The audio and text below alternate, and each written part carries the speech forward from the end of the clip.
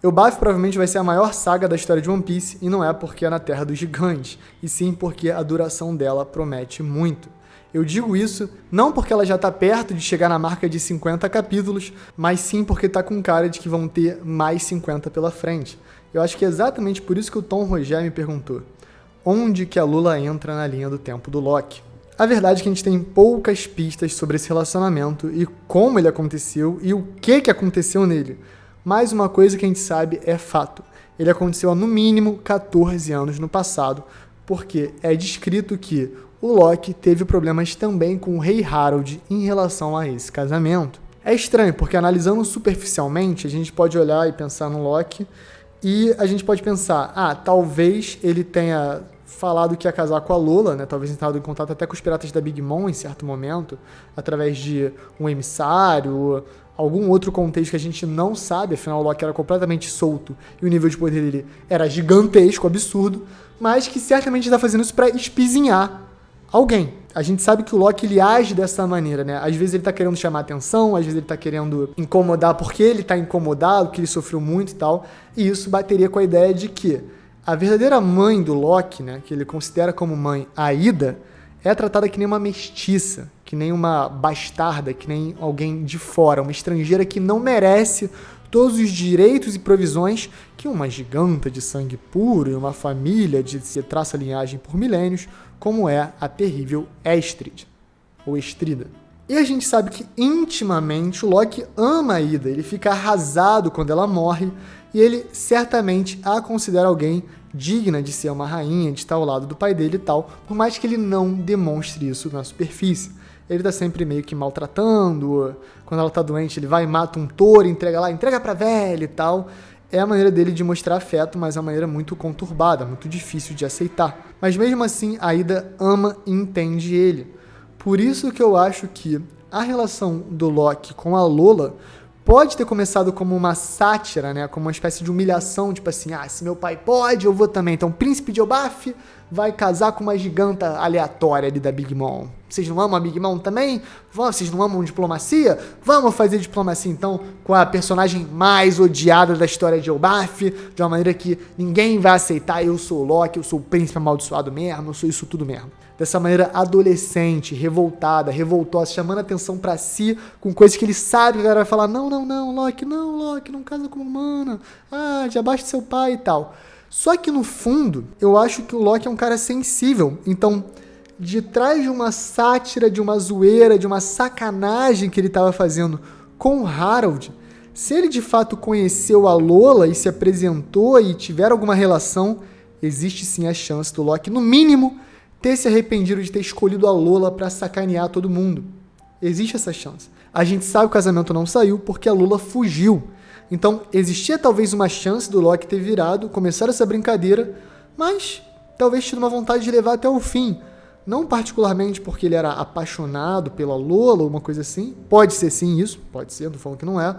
Mas eu acredito que talvez de uma maneira mais sutil, suave, talvez ele enxergou na relação dele com a Lola um verdadeiro ato de diplomacia que talvez movesse até os anciões de Elbaf, que são os verdadeiros líderes que decidem ou não se o Harold pode casar com a Ida.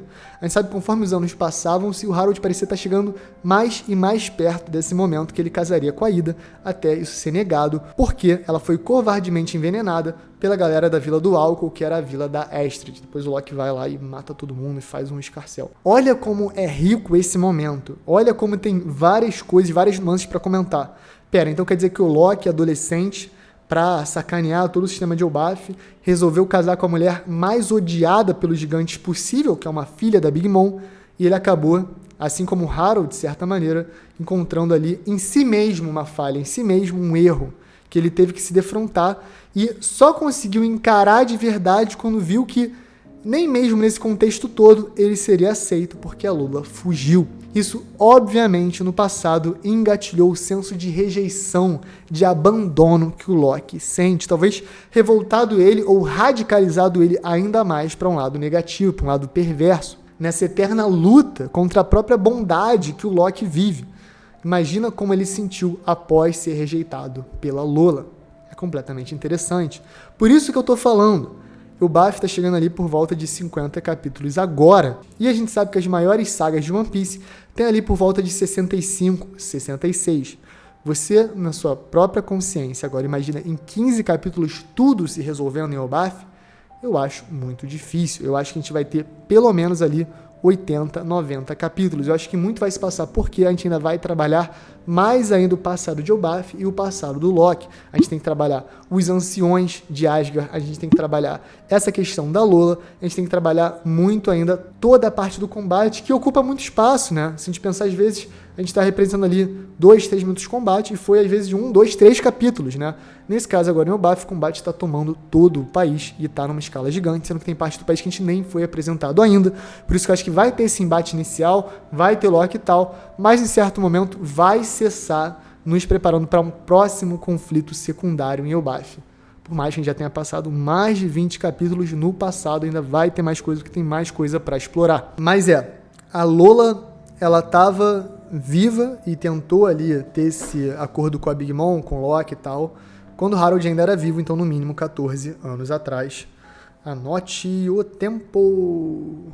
Fala galera, Chapéu de Palha aqui, eu sou o Derek, eu sei, já foi muito de vídeo, então deixa o like, se inscreve, respostinha de palha, tópico lá no Instagram, eu lanço, vocês lançam, eu respondo e tamo aqui.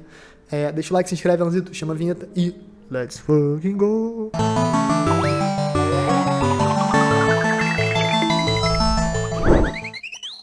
Diego Dias Souza 0. De qual forma o Shanks derrotou o Loki? Pois ele já se mostrou muito poderoso. O Loki e o Shanks são aliados. Eles não têm por que lutar. O Shanks entendeu o papel do Loki, o Shanks entendeu que o Loki, de certa maneira, terminou algo que o Shanks não poderia pela questão da marca do abismo, né? O Shanks também era amigo do Harold, mas não poderia salvar o Harold como o Loki salvou, era uma coisa que apenas o filho tinha poder para fazer naquele momento, que é até muito simbólico. Mas eu não acho que o Loki e o Shanks fossem brigar, fossem ter uma luta séria. A não ser que o Loki tivesse completamente possesso, fora de si, e o Shanks identificasse que se ele não parasse o Loki e devolvesse para Elbaf, o Loki ia acabar se matando, lutando contra Imu e o governo mundial. Talvez o Loki tenha um papel em uma futura profecia que o Shanks tenha ciência e que o Loki não tenha. E aí, num desacordo, porque o Loki não ouve ninguém, ele segue a si mesmo, talvez o Shanks tenha tido que parar à força o Loki e devolver ele para Elbaf. Mas é engraçado porque mesmo assim isso não foi exatamente amistoso, porque lá em Elbaf ninguém sabe que o Loki é bonzinho, tirando o Yaru e pouquíssimas pessoas, e isso aí acabou resultando em quê? O Loki sendo caçado e capturado como se fosse um verdadeiro vilão. Então existe um mundo que Loki e Shanks se desentendem por uma questão de talvez proteção. Shanks tentando proteger o Loki de si mesmo, mas claro que tem a versão vilania, que é o quê? A gente sabe que o Shanks perdeu o braço 12 anos no passado, que é quando ele também meio que se livra da marca do abismo. Ou a gente está simplesmente assumindo isso, porque sinceramente eu acho que é simbólico, tá? Pessoalmente eu acredito que ainda faria sentido se o Imu tivesse alguma capacidade de controlar ou impedir o Shanks de fazer alguma coisa. Será que em algum momento o Loki estava chegando em Marijoá e aí o Imu tomou o controle do Shanks e conseguiu fazer ele ir contra o Loki, porque está muito perto ali de Marijoá? Pode ter um drama por esse lado, porque o Shanks também foi afetado por Imu ali na Sala do Trono e ele também sente essa agonia ali da marca nele. Então, como ele avisa que o Imu controla ele ali perto de Marijoá, existe um mundo que isso realmente tenha prejudicado o Shanks, ele tenha sido usado para lutar contra o Loki. Agora, por que o Shanks e não um outro Cavaleiro de Deus? Talvez pelo perigo, né? Talvez pelo mesmo motivo que o Imu não mandou outros Cavaleiros de Deus, porque eles seriam derrotados e mortos pelo Loki. Mas como o Shanks já tinha abdicado, talvez usar o Shanks fosse o ideal. Um boneco que se morresse te favoreceria, mas se vivesse te favoreceria também. Isso soa como Imu. Tasmania. O que acham que motivou o Imu a atacar Elbaf justamente agora, depois de todo esse tempo? O Garlin. Eu acho que o Figarland Garlin, por ser um humano, ele tem uma percepção da passagem de tempo, de prioridade, de urgência, diferente do resto dos Gorosei, que são meio... Não quero acusar ninguém, mas a minha impressão que eles ficam é que passam tantos séculos que perdem a noção, entendeu? Às vezes acho que 5 anos são 5 meses e que dá pra levar. Mas o Garlin tá ficando mais velho. Eu acho que com a saída do Jay Garcia, da jogada e ele assumindo esse posto também acelerou a cronologia de Elbaf, porque Elbaf seria a joia da coroa do Garland. Vocês não podem esquecer, quem encontra God Valley, quem descobre a família Dave lá, quem se afeiçoa à família Dave e tem filhos com, né, possíveis representantes, né, possivelmente a mãe do Shanks é uma Dave, é o Garland. Então, o domínio total de Elbaf é parte também de um projeto pessoal do Garland. Eu acho que não é à toa que a primeira pessoa que chega ali capitaneando a missão para retomar Elbaf depois de tantos anos é o filho do Garland. Então eu acho que o fato do Shanks ter sido, entre aspas, o traidor que impediu esse plano, e também da questão da urgência, porque ele é humano ainda, até pouco tempo atrás, né, que ele fez o pacto completo para entrar no Gorosei, eu acho que fica bem claro essa noção de vontade, personalidade, responsabilidade do Garland para isso. Eu acho que ele ajudou a influenciar Imu a retomar o que estava acontecendo em Elbaf. No entanto, ajudou, tá? Porque no final das contas, esse plano de Imu já é muito antigo. Desde antes da Mãe Carmel, ele provavelmente já queria dominar Elbaf, mas as nossas primeiras noções disso são envolvendo a Mãe Carmel lá no flashback de Whole Cake, que se você não leu ou não lembra, vai reler, vai relembrar, porque são muito importantes.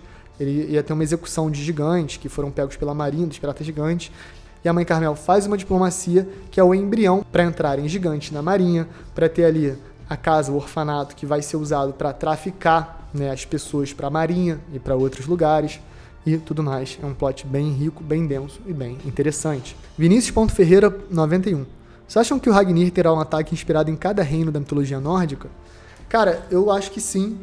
A gente já viu aí Niflheim e Muspelheim, né? Que é Niflheim é da névoa ou dos mortos, dependendo, tem diferentes interpretações, diferentes usos, diferentes tempos das prosas.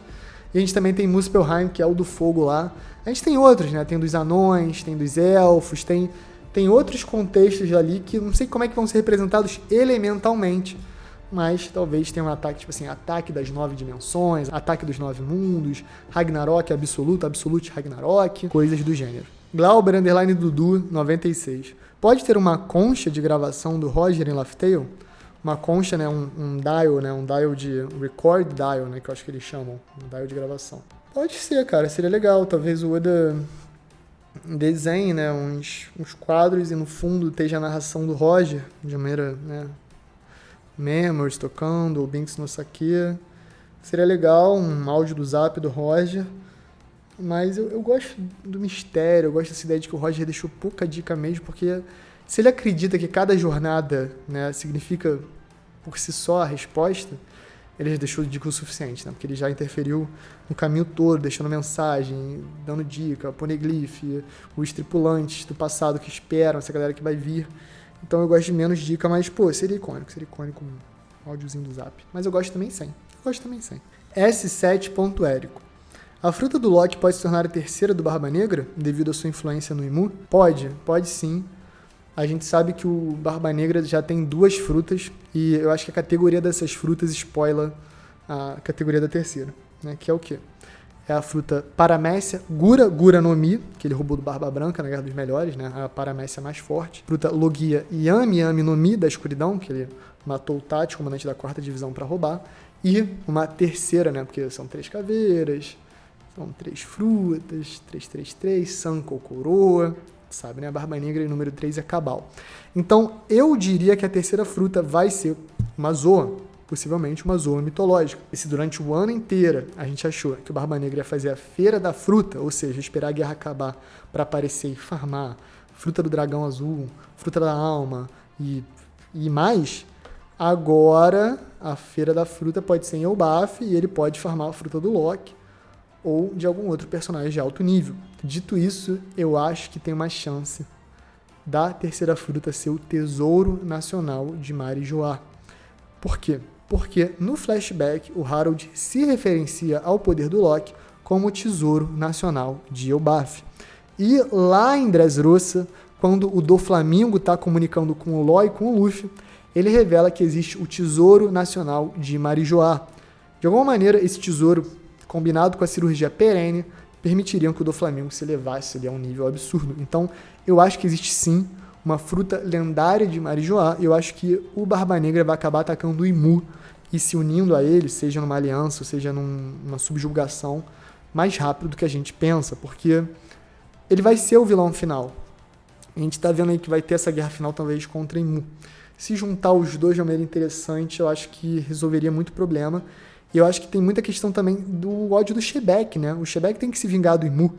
E eu acho que através do filho dele seria bem icônico. Eu acho que conseguindo roubar o Tesouro Nacional de Marijoá, que deve ser uma fruta aí, quem sabe a fruta do abismo, a fruta das trevas, a fruta do demônio original, a fruta das árvores da fruta e tal, ele não possa se tornar o vilão final e derrotar o Imu ao mesmo tempo. Aí cumpre a promessa do David Jones, aí tem o armário de David Jones, entre aspas, que é pra onde ele manda as almas. Aí ele teria consumido a alma do Imu também, né? E o poder do Imu e a alma de Marijoá, o Tesouro Nacional de Marijoá.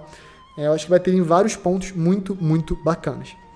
Então, galera, esse foi a Pastinha de Palha. Comenta aí, deixa o seu like, se inscreve, dá essa moral pra gente. É link na descrição, tem muita coisa legal, bacana pra ver lá. E é isso, galera. Um beijo, um queijo. E valeu!